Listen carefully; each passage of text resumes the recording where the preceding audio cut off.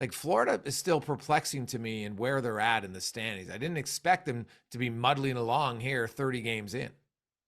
I think maybe what's been most surprising is how difficult of a year Alexander Barkov has had. And I know that he, I guess, had an illness and missed some time, and was maybe dealing with a nagging injury here or there. But I think perhaps we misunderstood or understated the loss of Jonathan Huberdeau and how that might impact, in this case, Alexander Barkov and his season. So, I think that's maybe been the real surprising factor. And I mean, Jason, I think if you were to inject some truth serum into Bill Zito, the Panthers GM, what he would say to you is maybe we expected to take a bit of a step back from the 122 points that we had last season. And I thought about this stat the other day, and I haven't been able to find an answer. But has there ever been a President's Trophy winning team that failed to make the playoffs the next season?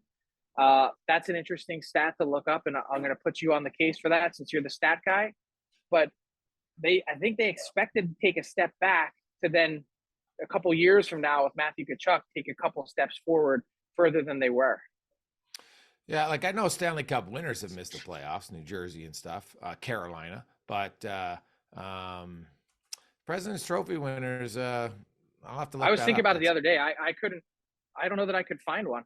Yeah, I'd have to think and look. That's a good question because yeah, it's funny. Like winning the cup, it sounds odd. The teams can win the cup and then miss the playoffs. You think they're the best team, but they're the best team for the playoff run, not necessarily the best team for 7 months. So Florida still got lots of time, but it's surprising to me how, and Barkov, the funny thing is him and Huberdeau barely played together last year. They were on separate lines for the majority of the season. Kachuk's come in and he's been great. And Uyghur in Calgary, yeah, he's had back-to-back, what he says, pizzas in his words, and I think valid.